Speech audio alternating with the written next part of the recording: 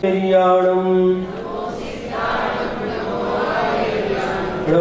वज्रायाणं नमो लोये सौवसाहुणं पंच परमेष्ठी भगवान की, 24 तीर्थंकर भगवान की, विद्यमान 20 तीर्थंकर भगवान की, उत्तम ब्रह्मचर्य धर्म की, आचार्य गुरुवर श्री विद्यासागर जी महाराज की,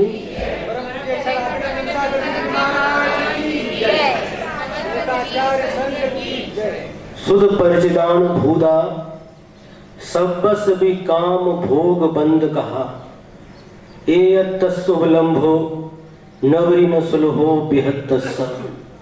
आचार्य कुंद स्वामी ने समय सार ग्रंथ में प्रारंभ में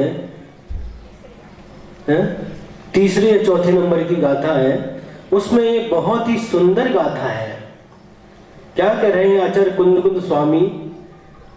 शुद्ध परिचित और अनुभूत है। क्या? सब्बस है, संसार में जितने भी प्राणी हैं उन सबके लिए काम की कथा, भोग की कथा और बंध की कथा सभी संसारी प्राणियों के लिए परिचित है, अनादिकाल से अनुभूत है और सुनी हुई भी है। इसलिए ये दुर्लभ नहीं है, किसी भी प्राणी के लिए ये दुर्लभ नहीं है। विषय भोगों की प्राप्ति होना दुर्लभ नहीं है, किंतु एकत्व विभक्त की कथा, आत्मा की कथा ये बहुत दुर्लभ है, क्योंकि आज तक इस प्राणी के लिए अपरिचित है। आत्मा की कथा परिचय में नहीं आई, आत्मा की कथा कभी सुनी भी नहीं कानों के द्वारा, और आत्मा आंख से तो दिखती नहीं, और उस आत्मा की कभी अनुभूति भी नहीं हुई। इसलिए आत्मा की कथा दुर्लभ है, उस एकत्व विभक्त की कथा दुर्लभ है, वह बीतराग की कथा दुर्लभ है। महाराज ने भी बोला, सुपार सागर महाराज ने, जैनाचा गौरव बीतराग तो मध्य आहे। जैनियों का गौरव किसमें है? इस बीतरागता में है। और इस ब्रह्मचर्य को धारण करके ही, ब्रह्मचर्य का अर्थ क्या है? कल अपन ने उत्तम आकिंचन धर्म के बारे में सुना था कि मेरा इस 3 लोक में शाश्वत आत्मा है और कुछ भी इस आत्मा का नहीं है, सब क्षण भंगुर है, नाशवान है, अशाश्वत है। मेरी आत्मा ही शाश्वत है और परमाणु मात्र भी 3 लोक में मेरा न था, न है और न होगा। इस प्रकार जब दृढ़ श्रद्धा उत्पन्न हो जाता है और ध्यान में लीन हो जाते हैं, सुबह नियम सागर महाराज जी ने बताया आत्मा का नाम ही ब्रह्म है, उस अपनी आत्मा में लीन होने का नाम ही ब्रह्मचर्य है। और सांसारिक लोग सभी इसकी कथा विशेष कहने की आवश्यकता नहीं, सभी परिचित है इस कथा से। कुंद को इसमें देखिए, काम कथा और एक भोग कथा, ये 2 अलग अलग विवेचन किया है। इसी गाथा की टीका लिखते हुए आचार्य जयसेन महाराज जी ने इसको खोला है। काम कथा का अर्थ क्या है? स्पर्शन इंद्री और रसना इंद्री, इनके विषय को काम के अंदर लिया, शेष 3 इंद्रियां, घ्राण इंद्री, चक्षु इंद्री और कर्ण इंद्री, इनके विषय को भोग के अंतर्गत लिया गया है। तो ये सारी की सारी कथा से कोई भी अपरिचित नहीं है, इसलिए ये सुलभ है। लेकिन अपनी आत्मा में लीन होना, अपने आत्म तत्व की कथा, उस ब्रह्मचर्य की कथा, ये दुर्लभ है। और जिन्होंने इसको अपने जीवन में अंगीकार किया, इन 18,000 शील के जो भेद है उनकी पूर्णता अनंत अवस्था में ही होती है। और निरंतर जब प्रयास करते रहते हैं, निरंतर अभ्यास करते रहते हैं, निरंतर साधना करते रहते हैं, तो जब केवल ज्ञान की प्राप्ति होती है उस समय ये सारे के सारे भेद प्रकट हो जाते हैं।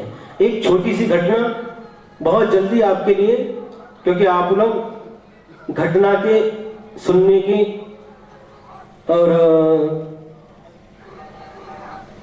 कुछ कथा को सुनने के ज्यादा शौकीन है, उसके माध्यम से आपको विषय बहुत जल्दी पकड़ में आ जाता है। एक छोटी सी घटना बहुत जल्दी सुनाएंगे क्योंकि समय कम है।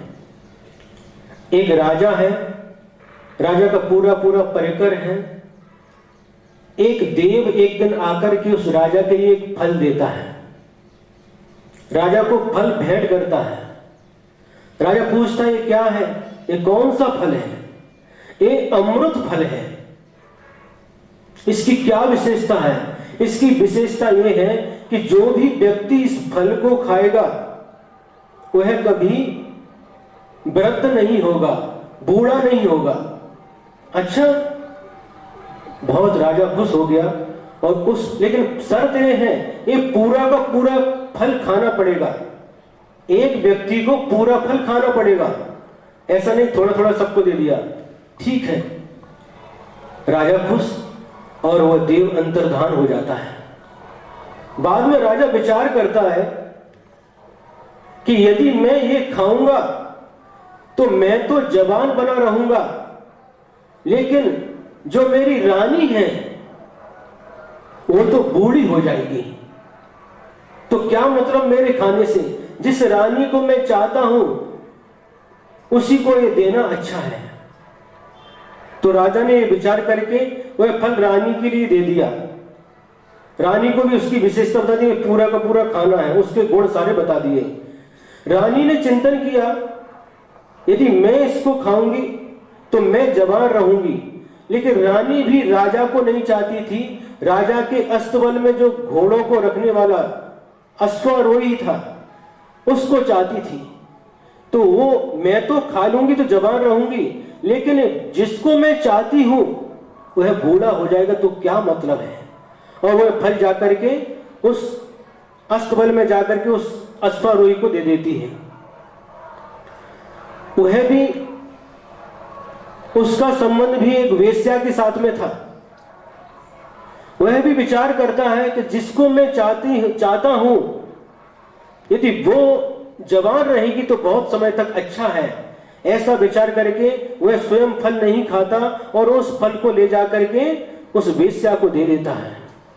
वेश्या ने सोचा मैं यदि खाऊंगी तो जीवन भर तक पाप कमाती रहूंगी, जीवन भर तक मैं जवान रहूंगी तो जीवन भर तक पाप करती रहूंगी। यदि कितनी सुख बुद्धि हुई उसकी, यदि मैं राजा को देती हूं तो राजा जवान रहेगा, और राजा जवान रहेगा तो प्रजा का पालन अच्छे से करता रहेगा, और जब प्रजा का पालन होगा और धर्म में सारी जनता लगेगी तो ये राजा के लिए देना सबसे अच्छा है। ऐसा पवित्र भाव करके कौन? वह वेश्या जाकर के राजा के लिए फल भेंट कर देती कि राजन ये अमर फल है, जो भी खाएगा वह जवान रहेगा, कभी बूढ़ा नहीं हो सकता।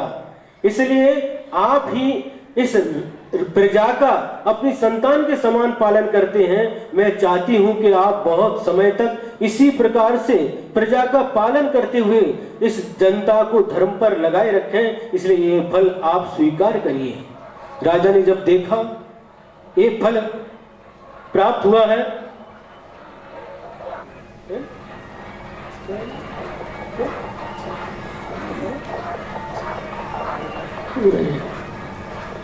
अभी भैया जी ने खबर दी कि महाराज जी नहीं आ पाएंगे, स्वास्थ्य थोड़ा अनुकूल नहीं है। मैं बस बंद करने ही वाला था। तो अब क्या हुआ?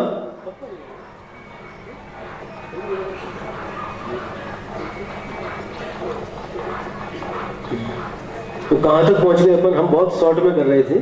कहां पहुंच गए अपन? राजा के पास पहुंच गए। हाँ, उस वेश्या ने वह फल ले जाकर के राजा को दे दिया और कहा राजन एक अमर फल है, जो भी इसको खाएगा वह कभी वृद्ध नहीं होगा, बूढ़ा नहीं हो जाएगा। मैं चाहती हूं कि आप इस फल को पूरा का पूरा खा लो, जिससे आप जवान रहेंगे।